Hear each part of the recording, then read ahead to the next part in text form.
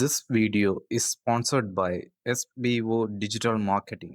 Join SBO Digital Marketing, your work from home opportunity. It's a mobile based part time job ideal for students, homemakers, and job seekers. Make the most of your free time. No fixed hours.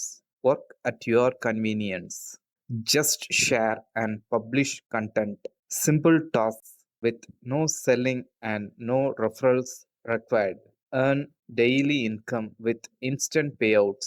Start from day one. Skip பண்ணாதீங்க. பெரிய தப்பு. தினம் 300 ரூபாய் சம்பாதிக்க அரிய வாய்ப்பு. Instagram, Facebook பயன்படுத்த தெரிந்தால் போதும். Content post and content publishing மூலமா தினம் 300 ரூபாய் சம்பாதிக்கலாம். இந்த வேலை செய்ய 5 நிமிடம் போதும். Work training support, group communication support, all language customer live chat support, முக்கியமா சொந்தமா ஒரு பிசினஸ் ஸ்டார்ட் பண்ற அளவுக்கு உங்களால கற்றுக்கொள்ளவும் முடியும், சம்பாதிக்கவும் முடியும். இந்த வேலை வாய்ப்பு வழங்குவது 5 வருடத்திற்கு மேல ரன் ஆகிட்டு இருக்க நம்ம தமிழ்நாட்டு company school of business organisation private limited. மேலும் விவரங்களுக்கு டிஸ்கிரிப்ஷன்ல கொடுத்திருக்க நம்பருக்கு வாட்ஸ்அப் பண்ணுங்க. தானம் செய்வீர். மைசூரை ஒரு மன்னன் ஆண்டு வந்தான். அவன் நீதியும் நேர்மையும் கொண்டவன், அன்பும் அருளும் நிறைந்தவன். அவன் ஒரு சமயம் காட்டுக்கு வேட்டையாட சென்றான். வழியில் வயதான விறகு வெட்டி ஒருவன் தலையில் விறகுகளை சுமந்தபடியே வந்தான். மன்னன் விறகு வெட்டியை பார்த்ததும், தள்ளாத வயதில் இவர் இப்படி கஷ்டப்படுகிறார் என்று வருந்தினான். பிறகு விறகு வெட்டியை பார்த்து, ஐயா, உங்களுக்கு பிள்ளைகள் இல்லையா? இந்த வயதிலும் இப்படி பாடுபடுகிறீர்களே என்று கேட்டான். அதற்கு விறகு வெட்டி அரசனை பார்த்து, அரசே, எனக்கு பிள்ளைகள் இருக்கிறார்கள். ஆனால் அவர்கள் இப்பொழுது என்னுடன் இல்லை. அவர்கள் தங்களுடைய மனைவிமார்களின் பேச்சை கேட்டு தனி குடித்தனம் போய்விட்டார்கள். இப்பொழுது வீட்டில் நானும் என் மனைவியும் மட்டும்தான் இருக்கிறோம். அதனால் இப்படி பாடுபடும்படி ஆகிவிட்டது என்றான். இதை கேட்டதும் அரசன் அந்த விறகு வெட்டியின் துன்பத்தை போக்குவதற்கு தன் நாட்டில் உள்ள சந்தன காட்டின் ஒரு பகுதியை அவனுக்கு தானமாக வழங்கினான். இதனால் விறகு வெட்டி பெரும் மகிழ்ச்சி அடைந்தான். விறகு வெட்டிக்கு தன்னுடைய சந்தன காட்டை நன்கொடையாக தந்ததில் அரசனுக்கு மிக்க மகிழ்ச்சி. ஏனெனில் கிழவனான அவன் சந்தன மரங்களை வெட்டி விற்பான். ஒவ்வொரு மரமும் நல்ல விலை போகும். அதை கொண்டு வீடு, நிலம் என்று வசதியெல்லாம் பெற்று சுகமாக இருப்பான் என்று எண்ணினான். அரசன் நினைத்தபடியே விறகு வெட்டியும் நடந்து கொண்டான். ஆண்டுகள் பல கடந்தன. அரசன் வழக்கம்போல் வேட்டைக்கு செல்கையில் எதிரே பெரிய செல்வர் ஒருவர் வருவதை கண்டான். மக்கள் அனைவரும் அவருக்கு மரியாதை அளித்தனர். அரசன் அந்த பெரியவரை தன் அரண்மனைக்கு அழைத்து வருமாறு காவலர்களை அனுப்பினான். அந்த பெரியவரும் அரசர் ஆணைக்கு கட்டுப்பட்டு பெரிதும் மகிழ்ந்து மன்னர் முன் வந்து நின்றார். அரசன் அந்த பெரியவரை பார்த்து, ஐயா பெரியவரே, நீங்கள் யார்? உங்களுக்கு இந்த நாட்டு மக்கள் பெரிதும் மரியாதை கொடுக்கிறார்களே, என்ன காரணம் என்று கேட்டார். உடனே அந்த பெரியவர் மன்னரை பார்த்து, அரசே, என்னை தெரியவில்லையா? பல ஆண்டுகளுக்கு முன் உங்களிடம் அறிமுகமான விறகு வெட்டிதான் நான்.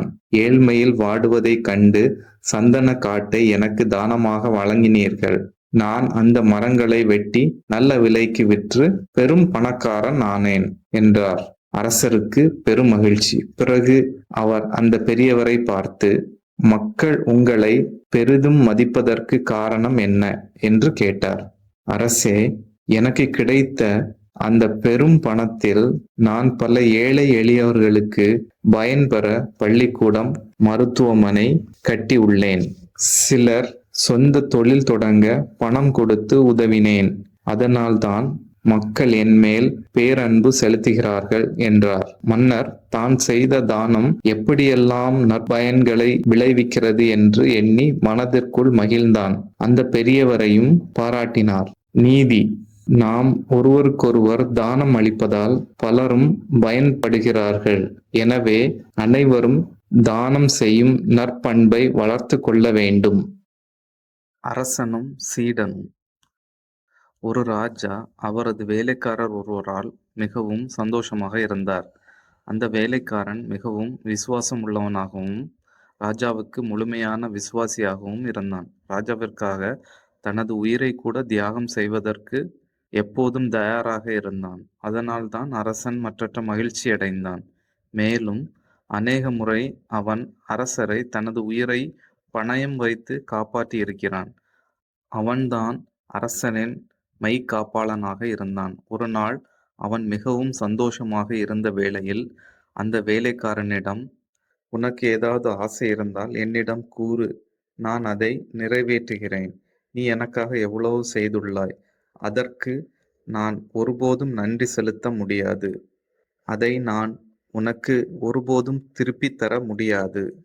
ஆனால் இன்று நான் உனது ஆசைகளை நிறைவேற்ற விரும்புகிறேன். அது எதுவாக இருந்தாலும் சரி, கேள்" என்றார். அதற்கு அந்த வேலைக்காரன், "நீங்கள் ஏற்கனவே எனக்கு அளவுக்கு அதிகமாக கொடுத்திருக்கிறீர்கள். நான் உங்கள் அருகில் இருப்பதே நான் பெற்ற ஆசீர்வாதம். எனக்கு எதுவும் வேண்டாம்" என்றான். ஆனால் அரசன் விடவில்லை. அந்த வேலைக்காரன் எந்த அளவுக்கு எனக்கு தேவையில்லை என்று கூறுகிறானோ, அந்த அளவுக்கு அரசனும் அவனை விடாமல் வற்புறுத்தினான்.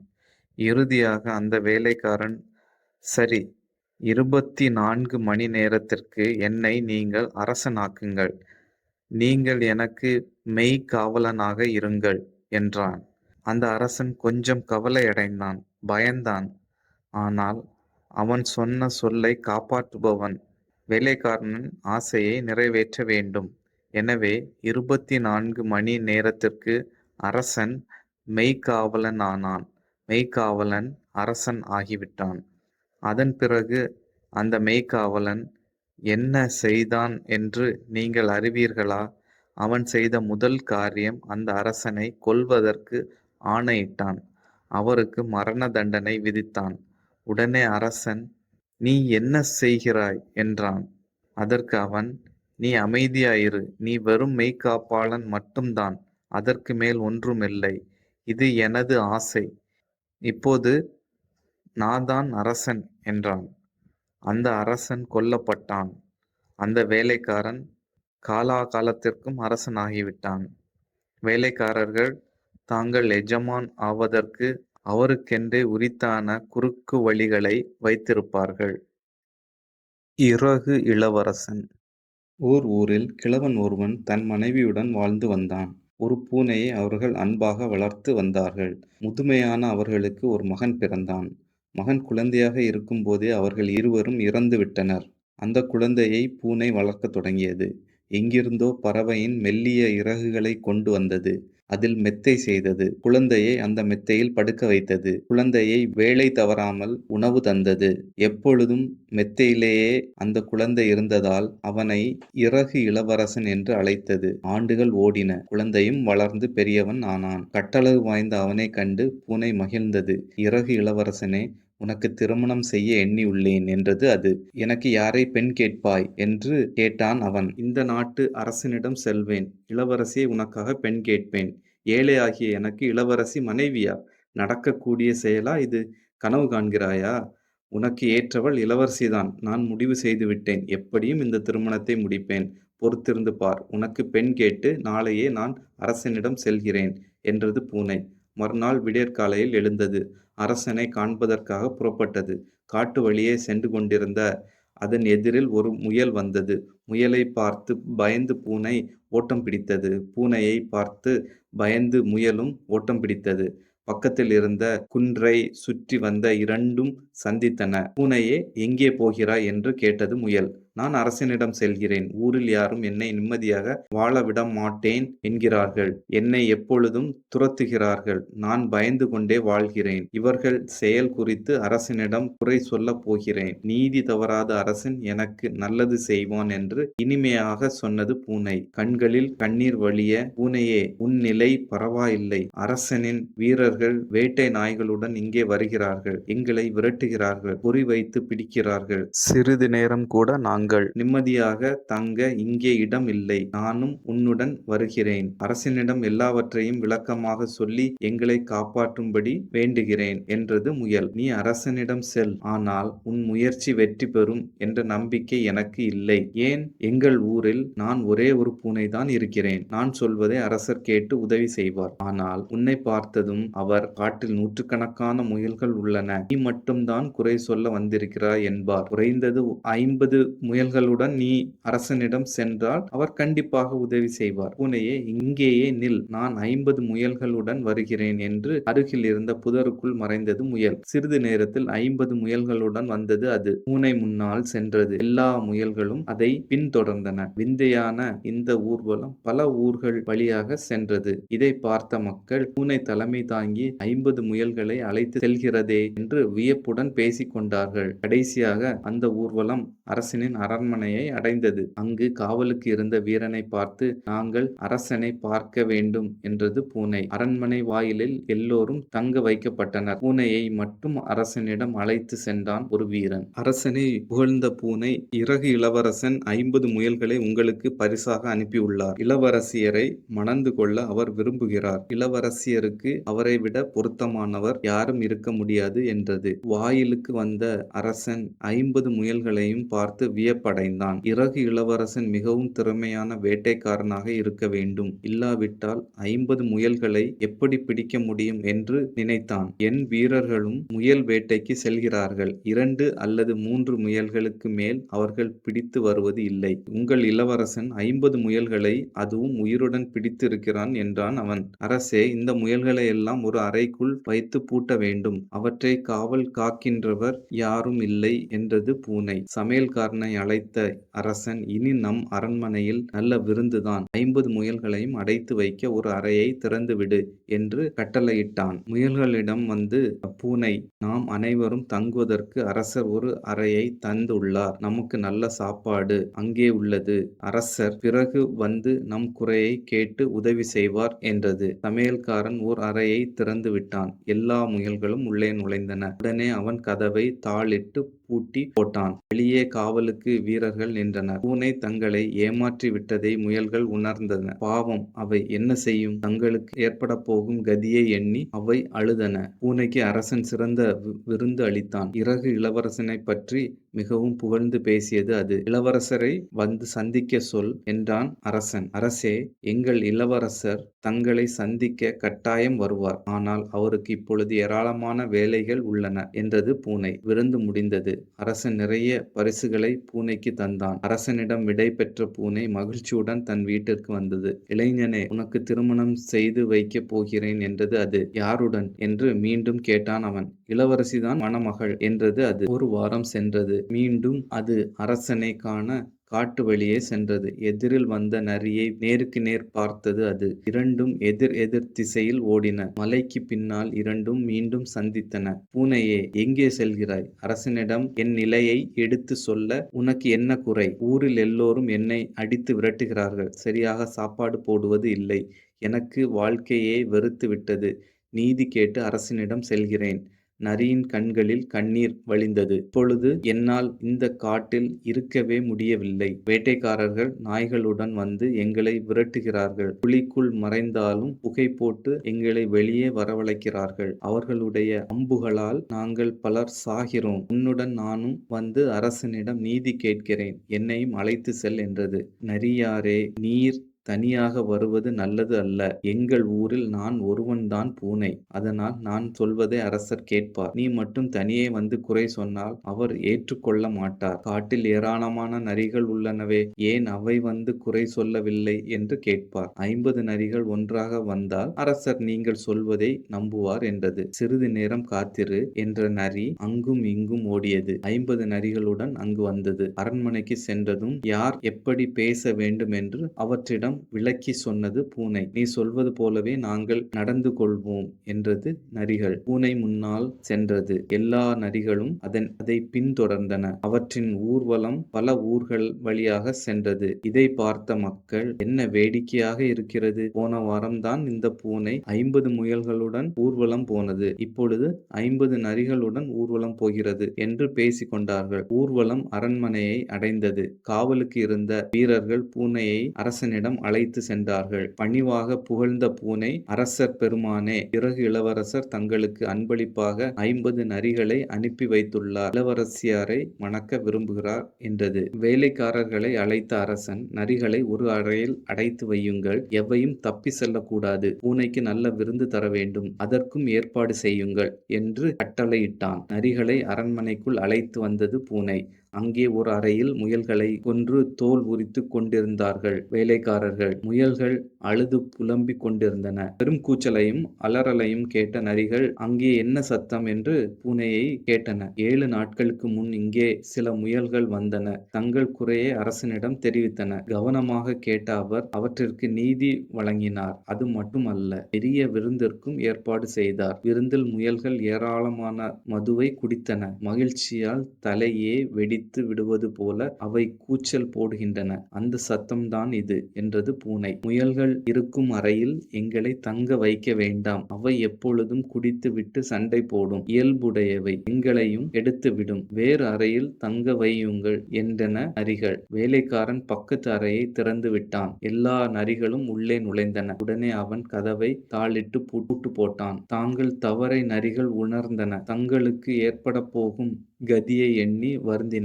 விருந்திற்கு வந்த பூனையை அரசன் வரவேற்றார். விதவிதமான உணவு வகைகள் மேஜையில் பரிமாறப்பட்டு இருந்தன. உங்கள் இறகு இளவரசன் மிக சிறந்த வேட்டைக்காரனாக இருக்க வேண்டும், ஆற்றல் வாய்ந்தவனாகவும் திறமைசாலியாகவும் இருக்க வேண்டும். இல்லாவிட்டால் 50 நரிகளை உயிருடன் பிடிக்க முடியுமா? என்னுடைய வேட்டைக்காரர்களும் நரி வேட்டைக்கு செல்கிறார்கள். பெரும்பாலும் வெறும் கையுடன் திரும்புகிறார்கள். சில சமயம் 1 அல்லது 2 நரியை கொன்று எடுத்து வருவார்கள். அதன் மேல் தோல் எதற்கும் பயன்படாத வண்ணம் கிழிந்து வீணாகி இருக்கும் என்றான் அரசன். அரசே, எங்கள் இளவரசர் வீரம் உள்ளவர், வலிமை வாய்ந்தவர். இந்த உலகத்திலேயே அவரை போன்ற வீரம் யாரும் இல்லை என்று புகழ்ந்தது பூனை. அவர் எங்கள் அரண்மனைக்கு வந்தால் இந்த அரண்மனையே பெருமை பெறும். இளவரசிக்கு அவர் பொருத்தமானவர். நான் அவரை சந்தித்தால் திருமணம் பற்றி பேசலாம் என்றான் அரசன். கண்டிப்பாக அவரை அழைத்து வருகிறேன். மேன்மை தங்கிய தங்களை சந்திப்பதில் அவருக்கு மகிழ்ச்சி என்றது பூனை. விலை உயர்ந்த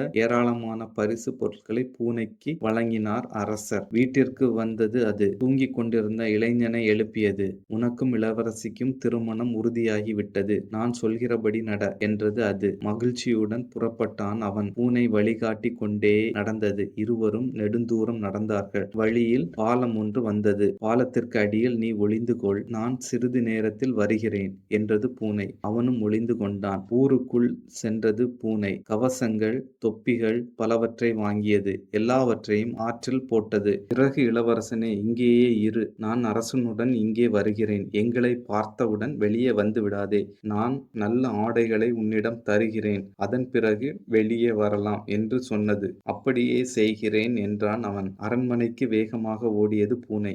அதை பார்த்த அரசன், இப்பொழுதும் இறகு இளவரசன் வரவில்லையா என்று ஆர்வத்துடன் கேட்டான். அரசே, இளவரசர் தங்களை காண பெரும் படையுடன் வந்தார். ஆற்றை கடக்கும் போது எல்லா வீரர்களும் மூழ்கிவிட்டனர். அவர்களின் தலை கவசங்களும் தொப்பிகளும் மிதக்கின்றன. நான் எப்படியோ இளவரசரை காப்பாற்றி விட்டேன். அவர் கொண்டு வந்த விலை உயர்ந்த பொருள்கள் எல்லாம் ஆற்றில் போய்விட்டன. உடைகள் ஏதுமின்றி பாலத்தின் கீழ் இருக்கிறார். இப்படி ஒரு கொடுமை நிகழும் என்று யாரும் எதிர்பார்க்கவில்லை என்று பரபரப்புடன் சொன்னது அது. இளவரசருக்கு இப்படி ஒரு கொடுமை என் நாட்டிலா நடந்திருக்க வேண்டும்? விலை உயர்ந்த ஆடைகளை இப்பொழுதே கொண்டு செல்லுங்கள். வீரர்கள் அவருக்கு துணையாக அணிவகுத்து வரட்டும். நானும் பூனையுடன் வருகிறேன் என்றான் அரசன். வீரர்கள் சூழ அரசனும் பூனையும் அந்த பாலத்தை அடைந்தார்கள். ஆற்றில் நிறைய கவசங்கள், தொப்பிகளும் மிதந்து செல்வதை பார்த்தான் அரசன். விலை உயர்ந்த ஆடைகளை இளவரசனிடம் தந்தது பூனை. அவன் ஆடைகளை அணிந்து கொண்டு வெளியே வந்தான். அரசன் அவனை சிறப்பாக வரவேற்றான். அழகான வண்டியில் அவனை அமரச் சொன்னான்.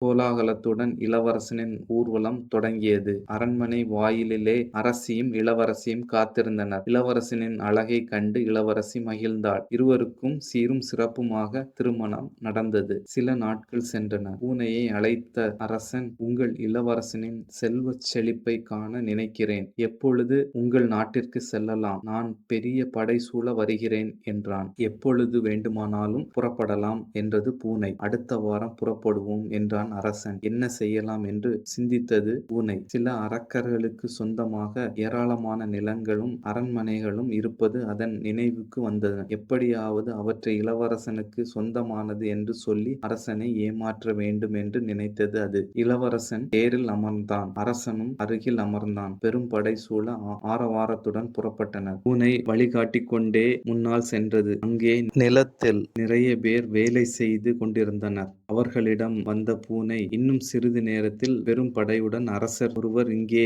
வருவார். இந்த நிலம் யாருடையது என்று உங்களை கேட்பார். நீங்கள் இந்த நிலங்களெல்லாம் இறகு இளவரசர் உடையது என்று சொல்ல வேண்டும். இதை கேட்டால் அரசர் மகிழ்ச்சியுடன் உங்களுக்கு பரிசு வழங்குவான். மாறாக அரக்கனுடையது என்று உண்மையை சொன்னால் உங்களை எல்லாம் கொன்று விடுவார் என்றது. அரசன் அங்கு வந்தான். உழவு வேலை செய்து கொண்டிருந்தவர்களை பார்த்து, இந்த நிலம் யாருடையது என்று கேட்டான். எல்லோரும் இறகு இளவரசருடையது என்று சொன்னார்கள். மகிழ்ந்த அரசன் அவர்களுக்கு பொற்காசுகளை வாரி வழங்கினான். ஏராளமான ஆடுகள் நிறைய பேர் மேய்த்து கொண்டிருப்பதை பார்த்தது பூனை. அவர்களிடமும் சென்று அதையே சொன்னது. அரசன் வந்து கேட்டபோது எல்லா மந்தையும் இறகு இளவரசருடையது என்று அவர்கள் சொன்னார்கள். தன்னை விட இளவரசனிடம் அதிக செல்வம் இருக்கிறது என்று மகிழ்ந்தான் அரசன். இனி இளவரசனின் அரண்மனைக்கு செல்லலாம் என்றான் அரசன். அரக்கர்கள் தங்கி இருக்கும் அரண்மனைக்குள் நுழைந்தது பூனை. அவர்களை பார்த்து, உங்களுக்கு ஆபத்து வந்துவிட்டது. உங்களை கொல்வதற்காக அரசர் பெரும் படையுடன் வருகிறார் என்றது. வெளியே பார்த்த அவர்களுக்கு பெரும் படை வருவது தெரிந்தது. பூனையே, நீதான் எங்களை காப்பாற்ற வேண்டும் என்று கெஞ்சினார்கள். தோட்டத்தில் உள்ள வைக்கோல் போருக்குள் நீங்கள் எல்லோரும் ஒளிந்து கொள்ளுங்கள் என்றது அது. அவர்களும் அதற்குள் ஒளிந்து கொண்டார்கள். வைக்கோல் போருக்கு தீ வைத்தது பூனை. தீயில் வெந்து எல்லா அரக்கர்களும் இறந்து போனார்கள். ஊர்வலம் அரக்கனின் அரண்மனையை அடைந்தது. எல்லோரையும் வரவேற்றது பூனை. இளவரசரின் அரண்மனை மிக அழகாக உள்ளது என்றான் அரசன். இளவரசனிடம் தனியே நடந்ததையெல்லாம் சொன்னது பூனை. மகிழ்ச்சி அடைந்த இளவரசன் இளவரசியுடன் நீண்ட காலம் அந்த அரண்மனையில் வாழ்ந்தான். பூனை அவர்களுக்கு உறுதுணையாக இருந்தது. சிங்கமும் மரவெட்டியும்.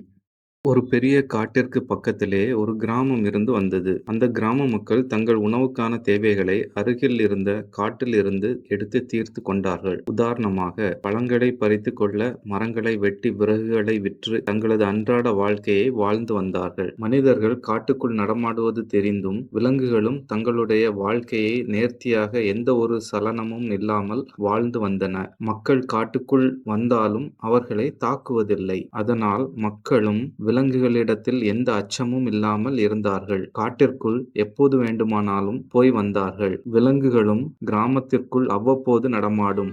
அந்த கிராமத்தில் ஒரு ஏழை மரவெட்டி வசித்து வந்தான். அவனுக்கு ஒரு மகள் இருந்தாள். அவள் தனது தந்தையுடன் விறகுகளை எடுத்து வர உதவியாக இருப்பாள். மிகவும் அழகானவள் மற்றும் அன்பானவள். ஒரு நாள் தந்தையுடன் காட்டில் இருந்து விறகு எடுத்து வர சென்றாள். அப்போது அந்த பக்கமாய் சென்ற சிங்கம் மரவெட்டியின் மகளை கவனித்தது. ஒரு நொடி நின்று அவளை பார்த்த சிங்கத்திற்கு அவளின் அழகின் மேல் ஆசை ஏற்பட திருமணம் செய்து கொள்ள முடிவு செய்தது. மறுநாளே மரவெட்டியின் வீட்டிற்கு சென்று, உன் மகளை திருமணம் செய்து கொள்ள விரும்புகிறேன் என பெண் கேட்டது. பதறிப்போன மரவெட்டி தன் பயத்தை வெளியில் காட்டிக் கொள்ளாமல் சிரித்து கொண்டே, ஒரு காட்டின் அரசனே என் பெண்ணை திருமணம் செய்து கொள்ள ஆசைப்படுவதை நினைத்து நான் மிகுந்த மகிழ்ச்சி அடைகிறேன். ஆனால் எனக்கு ஒரு நிபந்தனை இருக்கிறது என்றான். ஆர்வம் அதிகமாகி என்னவாக இருக்கும் என யோசித்துக் கொண்டே சிங்கம் மரவெட்டியை பார்க்க சிங்கத்திடமிருந்து தன் மகளை காப்பாற்ற ஒரு வேண்டுகோள் வைத்தான். அதாவது, நீங்கள் ஏற்கனவே அரசராக இருக்கிறீர்கள். ஆகையால் உங்களுக்கு பயந்துதான் இங்கு அனைவரும் இருக்கிறார்கள். அதனால் உங்கள் தலையில் இருக்கும் இந்த படர்ந்த முடியை வெட்டி, பயங்கரமாக தெரியும் இந்த பற்கள் மற்றும் உங்கள் நகங்கள் என அவற்றையும் வெட்டி நேர்த்தியாக வந்தால் என் பெண்ணை மணமுடித்துத் தருகிறேன் என்றான். சிங்கம் தான் விருப்பப்பட்ட பெண் கிடைக்கப் போகிறது என சந்தோஷத்தில் திரும்பிச் சென்று மரவெட்டி சொன்னது போலவே பார்ப்பதற்கு அழகாக இருக்கிறோம் என நினைத்துக் கொண்டு மறுநாள் மரம் வெட்டி வீட்டிற்கு வந்தது. மரம் வெட்டி அழைத்து, நீ கேட்டது போலவே நான் அனைத்தையும் செய்துவிட்டேன். இப்போது உன் பெண்ணை திருமணம் முடித்து கொடு என்று கேட்க, பல்லில்லாத சிங்கத்தை பார்த்து மரம்வெட்டி சிரிப்பை அடக்க முடியாமல் சிரித்து விட்டான். புரியாமல் விழித்துக் கொண்டிருந்த சிங்கத்தை ஒரு கட்டையை கொண்டு அடித்தே துரத்தினான். உனக்கு என் மகள் வேணுமாடா என பயங்கரமாக அடித்து விரட்டினான். தன்னை அந்த மரம்வெட்டி ஏமாற்றியதை நினைத்து மனம் நொந்து அங்கிருந்து சிங்கம் கிளம்பியது. நல்லவன். ஊரில் செல்வன் ஒருவன் இருந்தான். வெளியூரில் இருந்து வந்த ஒருவன் அவனிடம் வேலைக்காரனாக சேர்ந்தான். கள்ளம் கபடம் இல்லாத அந்த வேலைக்காரன் உண்மையாக உழைத்தான். செல்வன் அவனுக்கு கூலி எதுவும் தரவில்லை. 3 ஆண்டுகள் கழிந்தன. செல்வனை பார்த்து அவன், ஐயா, என் சொந்த ஊருக்கு செல்ல விரும்புகிறேன். எனக்கு சேர வேண்டிய கூலியை தாருங்கள் என்று கேட்டான். கருமையான அந்த செல்வன் அவனை ஏமாற்ற நினைத்தான். தன் பையில் இருந்து 3 செப்பு காசுகளை எடுத்து அவனிடம் தந்தான். நீ என்னிடம் 3 ஆண்டுகள் உழைத்தாய். ஒவ்வொரு ஆண்டிற்கும் 1 காசு கூலி என்றான் செல்வன். வேலைக்காரனுக்கு பணத்தின் மதிப்பு எதுவும் தெரியாது. நன்றி ஐயா என்று சொல்லிவிட்டு மகிழ்ச்சியுடன் புறப்பட்டான். காட்டு வழியாக சென்று கொண்டிருந்தான். அவன் எதிரில் ஒரு குள்ளன் வந்தான். அந்த குள்ளன் 2 அடி உயரமே இருந்தான். அவனின் நீண்ட வெள்ளை தாடி தரையில் புரண்டது. தலையில் வண்ண தொப்பி அணிந்திருந்தான். வேடிக்கையான தோற்றத்துடன் காட்சியளித்தான். அவன் எதிரில் வந்தவனை பார்த்து குள்ளன், ஐயா, நான் ஏழை குள்ளனாக இருப்பதால் யாரும் எனக்கு வேலை தருவது இல்லை. பசியிலும் பட்டினியிலும் வாடுகிறேன். என் மீது இறக்கப்பட்டு ஏதேனும் உதவி செய்யுங்கள் என்று கெஞ்சினான். உன்னை பார்த்தால் பரிதாபமாக உள்ளது. நான் 3 ஆண்டுகள் கடுமையாக உழைத்ததற்கு கிடைத்த கூலி இது. இதை நீ வைத்துக் கொண்டு மகிழ்ச்சியாக இரு. எனக்கு வலிமை இருக்கிறது. மீண்டும் உழைத்து என்னால் பொருள் ஈட்ட முடியும் என்று சொல்லிவிட்டு தன் பையில் கைவிட்டான். 3 செப்பு காசுகளை எடுத்து குள்ளனிடம் தந்தான். அதை பெற்றுக்கொண்ட குள்ளன், நீ நல்லவன். உன்னிடம் ஏழைக்கு இறக்கப்படும் பண்பு உள்ளது. 3 காசுகளை என்னிடம் தந்துள்ளாய். என்னால் எதுவும் செய்ய முடியும். உன் 3 விருப்பங்களை சொல். எப்படிப்பட்டதாக இருந்தாலும் உடனே நிறைவேற்றி வைக்கிறேன் என்றான். சிந்தனையில் ஆழ்ந்த அவன், குறி வைத்தால் குறி தப்பவே கூடாது. அப்படிப்பட்ட வில்லும் அம்புகளும் தேவை. நான் புல்லாங்குழலை இசைத்தால் கேட்பவர் யாராக இருந்தாலும் ஆட வேண்டும். அத்தகைய புல்லாங்குழல் தேவை. நான் எதை கேட்டாலும் மற்றவர்கள் அதை மறுக்கக்கூடாது. இதுவே என் 3 விருப்பங்கள் என்றான். அடுத்த நொடியே குள்ளனின் கையில் வில்லும் அம்புகளும் புல்லாங்குழலும் இருந்தன. அவற்றை அவனிடம் தந்தான் குள்ளன். உன் விருப்பங்கள் நிறைவேறும். போய் வா என்றான். குள்ளனுக்கு நன்றி தெரிவித்துவிட்டு மகிழ்ச்சியுடன் புறப்பட்டான். அவன் சிறிது தூரம் சென்றிருப்பான். அங்கே ஒரு திருடன் கையில் பொற்காசு பையுடன் நின்று கொண்டிருந்தான். அருகே இருந்த மரத்தில் ஒரு பறவை கத்தி கொண்டிருந்தது. அந்த பறவை மட்டும் என் கையில் கிடைத்தால் போதும். என் பசிக்கு நல்ல உணவாகும். என்ன செய்வேன்? அதை அடித்து வீழ்த்த வில்லோ அம்புகளோ என்னிடம் இல்லையே என்று சொல்லிக் கொண்டு இருந்தான் திருடன். இதை கேட்டான் அவன். தன் வில்லில் அம்பு பூட்டி பறவைக்கு குறி வைத்தான். குறி தவறவில்லை. பறவை அருகில் இருந்த புதரில் விழுந்தது. திருடனே, அந்த பறவையை எடுத்துக்கொள் என்று கத்தினான் அவன். முள் நிறைந்த புதர் அருகே சென்றான் திருடன். பறவையை எடுப்பதற்காக குனிந்தான். உடனே அவன் புல்லாங்குழலை வாயில் வைத்து இசைக்கத் தொடங்கினான். தன்னை அறியாமல் பாட்டிற்கு ஏற்ப ஆடத் தொடங்கினான் திருடன். சிறிது சிறிதாக இசையை அதிகரித்து கொண்டே சென்றான் அவன். இசைக்கு ஏற்ப திருடன் அங்கும் இங்கும் வேகமாக ஆடத் தொடங்கினான். சுற்றி இருந்த முட்கள் அவன் உடைகளை கிழித்தன. உடலுக்குள் தைத்து வேதனையை ஏற்படுத்தின. திருடனால் வலியை தாங்க முடியவில்லை.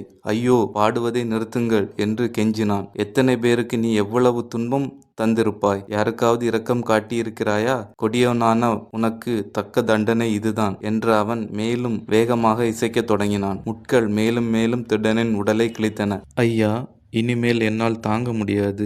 என்னை மன்னித்து விடுங்கள். இனிமேல் யாருக்கும் எந்த தீங்கும் செய்ய மாட்டேன். நல்லவனாகி விட்டேன். நான் திருடி சேர்த்த இந்த பொற்காசுகளை உங்களுக்கு தந்து விடுகிறேன். பாடுவதை நிறுத்துங்கள் என்று பரிதாபமாக சொன்னான் திருடன். நீ திருந்தி விட்டதாக சொல்கிறாய். பெருந்தன்மையுடன் பொற்காசுகளை எனக்கு தருவதாக சொல்கிறாய். பாட்டை நிறுத்துகிறேன் என்று அவன் புல்லாங்குழலை வாயிலிருந்து எடுத்தான். உடலெங்கும் குருதி சொட்ட சொட்ட எழுந்தான் திருடன். சொன்னபடியே அவனிடம் பொற்காசு பையை தந்தான். அதை பெற்றுக்கொண்ட அவன் அங்கிருந்து மகிழ்ச்சியுடன் புறப்பட்டான்.